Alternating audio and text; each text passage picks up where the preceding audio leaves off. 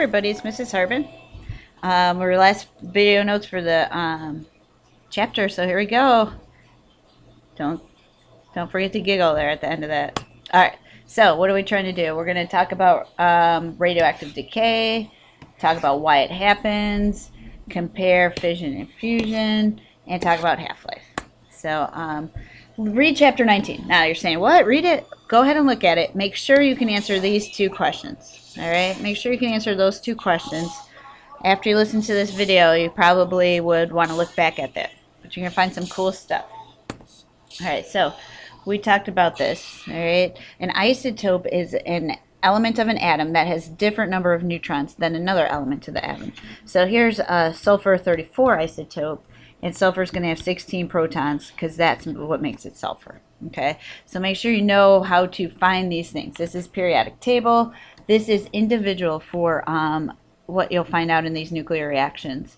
And this is a weighted average, but we're not going to be using that because we're talking about individual isotopes. Okay, so a nuclear reaction is not a chemical reaction. It's very different because in chemical reactions, if you have hydrogen atoms on the left, you'll be able to find them on the after the chemical reaction. They're just bonded to new things. Nuclear reactions actually change the identity of the atoms because they change their nucleus. Okay, they change their protons. So this is polonium-210. It goes through a nuclear decay or a nuclear reaction. This is called an alpha decay. And you notice that when you're done with, when this reaction happens, then a polonium atom turns into a lead atom. Okay, how does that happen? Well, the nucleus is unstable, and we'll talk about why. This is another nuclear reaction. How do you know? Because you have lead-210 on this side, and on the other side you have bismuth-210. So the nucleus, or the identity of the atom, is changed because its nucleus has changed. We'll talk about what this is in a minute, but this is a chemical reaction. There's 2 nitrogen atoms on this side and 2 on that side. 6 hydrogen, 6 hydrogen. You have the same atoms on each side. In a nuclear reaction, the nucleus changes to get new elements. So, what is radioactive? Radioactive is everything, not everything. A lot of things have radioactive parts, even we do. But a radioactive is nuclear radiation, is when a nucleus of an atom is unstable, so it gives off radiation to become more stable. Which atoms don't do this? We'll see these dots. Those dots are a plot of all stable nuclei. Well, how do we know they're nuclei? Because we're talking about protons. So we can go 1 to 118, and if you notice, there's this called a band of stability because it's a plot of all of the stable nuclei that have been detected by scientists. Okay, so every dot is a stable nucleus. A stable nucleus doesn't do anything. But what if it's not in that band? Then it's unstable and it gives off radiation. Okay, so dots equal stable equal no radioactive decay. No radioactive decay by the nucleus of that atom.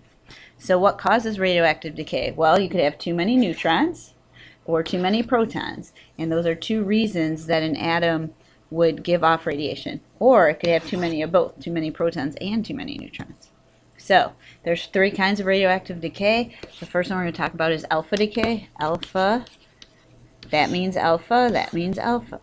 It looks like a helium nucleus. So they're saying helium nucleus. Alright, so I'm going to erase that arrow. Helium nucleus. So it could be symbolized as that, which is an alpha particle, but you put a mass, it has a mass of 4 and 2 protons. Okay, it also has a charge of +2. Or you can write 4,2He. Hey, we talked about alpha when Rutherford did his gold foil experiment. What does alpha have? It has 2 protons, 2 neutrons. It's pretty heavy for a radioactive particle because of its mass number 4. It's also positively charged because it's not a helium atom. It's actually a helium nucleus. So there's 2 protons but no electrons. It doesn't have much penetrating power, meaning if an alpha particle is going to hit the skin, it will stop there. It won't penetrate through skin. Okay. It does cause damage though, because if it gets into your lungs, it can then your lungs go all the way to your little alveoli, and those are tiny, tiny pieces. So alpha particles can cause damage because they're heavy compared to cells. All right. What does an alpha radioactive decay look like? Well, here's an element that's radioactive. And so what it does is its nucleus changes automatically, can't control it, and an alpha particle is emitted from that nucleus, and along with that comes a new particle. So let's figure out what this element would be. Well, this is 103 on this side, so this 2 plus whatever that Z number is has to be 103. Well, that's a 101. Okay, 256 on this side, here's your, it has to equal out on this side, so make that like an equal sign. So 4 plus what is 256? 252. And so we can figure out what this X should be. So we have 252, 101, and we look on the periodic table and we find out 101 is MD. MD. Oh, I have a periodic table with you. Mendelevium. So LR is Lawrencium. Lawrencium radioactively decays to form an alpha particle and Mendelevium atom. Okay, this also goes through radioactive decay. So right away you can write 42He because that's what the alpha radiation is given off, alpha decay, and then you would say 65 and 147. So how do we know what symbol to put there? We look on the periodic table, find 65, and we find out that it's terbium, Tb. Don't worry, you get a periodic table. All right, so alpha radiation, one form of spontaneous nuclear decay. Beta decay, beta. Okay, what does it look like? 0, -1 E, 0, -1 beta, either or. Okay, you could write either or. So what's different about this? Well, look, it's like an electron. Why? It has a charge of -1 and has basically no mass compared to other things. All right, remember how electrons are very light compared to other things? It's negative charge, that's where that -1 comes from. And it can have more penetrating power than alpha decay because it's lighter and it has charge. Alpha it does have charge, but it's heavier, so more penetrating power. That means you might need metal to block it or something else. Okay, what does an equation of nuclear decay look like? Hey, there's a Z. Well, we know it's not a Z. We look for AM on the periodic table, americium. This is 95. Okay, same rule here. This is kind of like an equal sign. This is an unstable nucleus. Why? Well, it has too many protons and neutrons. So in order to become more stable, it shoots out a beta particle automatically. So then this is a -1. This is 95 on this side, so this is going to have to be 94. All right. If that's 94, then it's, I'll put it over here, 94. Then it's plutonium because that's atomic number 94. And then on the top, it's plutonium-247. Okay. So this whole side, top numbers and bottom numbers have to equal the total on the other side. Okay. Hey, you, you're gold. All right. Gold 211 goes through beta decay, so you can write 0, -1 E, because that's the type of radiation it gives off. And then we could look at the bottom. We're going to need a 78 down there, a 211 up there. How do you know what element it is? Periodic table, element number 78 is platinum. Okay, so gold can turn into platinum if it goes through a nuclear reaction. Okay, gamma radiation. Gamma radiation looks like that. It's a Greek letter. There's usually a 0 and a 0 because it has no mass and no charge. It's just real high energy. Okay, so no mass, no charge, and because of that it can get through just about everything. Okay, so it got to the hull. Can you see? Yeah. So if radon undergoes beta and gamma decay, well, we already know what beta is. That's a 0, -1 E, but it also goes through gamma decay. So here's how I'd write it. Radon, only one thing on the left of this arrow because it's a spontaneous nuclear decay. How do I know what to put underneath that? Well, I look up radon is 86. So there's only one thing on the left of the arrow because it's decaying, so it's breaking down. And so we're still going to have, okay, beta, 0, -1 E. And because of this -1, the nucleus changed. So actually I have one less proton now. So it's astatine. And the top number is still going to be 230. You're still like, hey, we already did that, but this is gamma. So you have to include this because gamma radiation is given off in that reaction as well. Okay, we'll do the other one in class. So you might be saying to yourself, all right, so you talked about 3 forms of spontaneous nuclear decay or radioactive decay that happens naturally without our influence, without any influence. Why does it happen? Because the element, that nucleus is not stable. Remember, dots are stable, but if something has 10 protons and 15 neutrons, it's going to be here, okay? So it looks like it's on the band of stability, so it's going to be stable, so nothing would happen, okay? It wouldn't decay.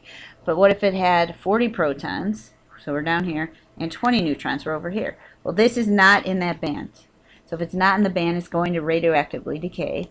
So radiation given off, and that radiation given off would want to make this nucleus go more towards the band of stability. So it's probably going to get rid of protons, so go through beta decay. All right? Usually this is going to be beta decay. 70 protons and 112 neutrons. Whoa, we're way up here. Hey, that looks pretty stable. Okay, bigger than 83 protons, guess what? Everything's going to decay. A lot of times they're so heavy they want to change their nucleus and make it lighter, so it's probably going to go through alpha and beta and then some. Okay, so this one we said was going to be beta. Okay, if it's over here, it's going to want to get more towards the band of stability to be stable where those are, and so it's probably going to go through alpha decay to turn neutrons into protons. Okay, how do we explain the band of stability? We explain it with this thing called strong nuclear force. Strong nuclear force, I like to say, is kind of like gravity between tiny particles in a nucleus. So anything in a nucleus is really attracted to each other by this strong force. Now, it's only within a certain distance. If nuclei start getting too big, then the strong nuclear force doesn't hold them together, and the protons start to repel each other, and you get radioactive decay. Okay, so when we're talking about gamma rays, we're in the very high end. We looked at this in the lab with our colors, and ultraviolet is higher energy, infrared is lower energy.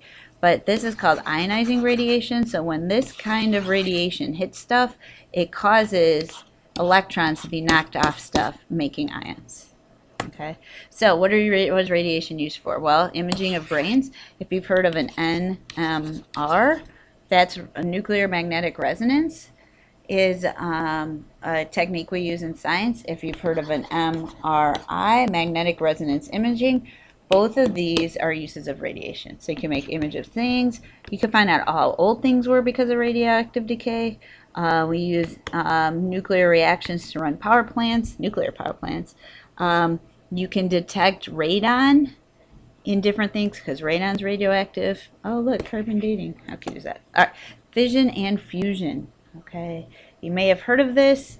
I want you to think of fish apart. You got to split those S's. Fuse together, make one thing. Okay, so fusion, two smaller particles right now in the sun are colliding and making a larger particle. So two small nuclei or two small neutrons and protons collide, and they give off a lot of energy, and in the process make a bigger thing. Fission is if you have a nucleus that's big enough and at the right instability, a neutron can hit it and cause that nucleus to split, and so on and so on. So I like to look at the two S and say split them. That's fission. One S comes together to make one thing. So look, two hydrogen nuclei come together to make a bigger helium nucleus. That's fused together. Fused together. Fission, fish apart. So you got this big nucleus that breaks into smaller. Okay. So fission, a neutron hits a big nucleus and splits into smaller nuclei and neutrons, can cause a chain reaction. See these neutrons? They can hit more nuclei, and so on, and so on, and so on. That's a chain reaction. We can control that in a nuclear reactor. We can't control that in a nuclear bomb. So on the next slide, it says to draw this picture, but this is what a chain reaction looks like, right? Or simulated, right? Neutron hits, split. More neutrons, more splitting, more neutrons, more splitting, and so on. Okay. Where are fission and fusion used? Fusion is hard to start because it's hard to bring two positive things together to make something bigger. So we can't control that on Earth yet. But fission we can. Okay. It's used, so fission is what's happening in nuclear power plants and in nuclear bombs. And fusion is what's happening in the sun to make the elements, okay? You can also start a fusion reaction with a fission reaction, and that happens in one form of a nuclear bomb, okay? Nuclear power is good, all right? It causes energy, which is good, provides a lot of energy, which is good, and there's no carbon dioxide gas emitted. But it's bad because all of this wasted nuclear stuff that's been used up is radioactive for a long, long time, and people don't want it to drive through their city on a train. Okay. Also, we need to talk about half-life. You might be saying, what's half-life? Half-life is a way for us to measure spontaneous radioactive decay. Okay. Living things have a constant ratio of carbon-14, and carbon-14 is a radioactive isotope of carbon. So when it's alive, the ratio of carbon-14 to the rest of the carbon in you is constant. Okay. But when you die, the carbon-14 starts to radioactively decay and turn into new nuclei. All right. So, and it's a nonlinear decay. So we can figure out how old something is by measuring the ratio of carbon-14 to carbon, the other carbon, and see how much, what that ratio is, and then see how long ago it was alive. Okay. So half-life is a time. And half-life is the time it takes for a radioactive sample to decay to half its original mass, to decay to half its original amount, original amount. Oh boy, I'm writing soccer. Okay. So how can we use this? Half-life applications. Okay, so zirconium-84 has a 26-minute half-life. All right. So if you have 175 gram sample today, after 104 minutes, how much will be left? Well, if I take 104 and divide it by 26, I find out that 104 divided by 26, you get 4. I find out that in this total time, it's going to be able to cut in half 4 times or go through 4 half-lives. So if it's going to go through 4 half-lives, then it's going to cut in half, 4 times. All right, so then I would take 175 divided by 2, divided by 2, divided by 2, divided by 2. So at the end of 104 minutes, there will only be 10.94 grams of zirconium left. Okay, so half-life is a time. All right, this is a total time. So in this total time, 26 minutes goes by 4 times. So that means my sample will decay into half its original mass 4 times. Okay, so let's do one more. If I have a 100-gram sample of carbon and only 25 grams are left after this amount of time, what is the half-life? So I'm looking for the time that it takes to cut in half. Well, I have 100-gram samples. If I divide it into 2, I get a 50-gram sample. If I divide that by 2, I get a 25-gram sample. And guess what? That's what I have now, 25 grams. So it cut in half one time. The mass was decreased in half another time. So it went through 2 half-lives. So in 11,460 years, it cut in half 2 times. So the time it takes for 1 half-life is 5,730 years. Okay, a couple things about half-life problems. Units are important, and you'll only be cutting masses in half. All right, so here's what you should remember. Alpha particles are big, heavy, and positive. Beta particles are light, negative, and can penetrate more than alpha. Gamma has no mass, high penetrating energy. Okay. On the band of stability, off is not stable, on is stable. All right, 83 is the biggest stable element, so any nucleus with more than 83 protons will not be stable. Nuclear power is good and bad. Fission, you got to split. Fusion is come together to make one S. Okay. Half-life problems, keep cutting it in half if it's mass. All right. So don't forget to go back, answer those questions.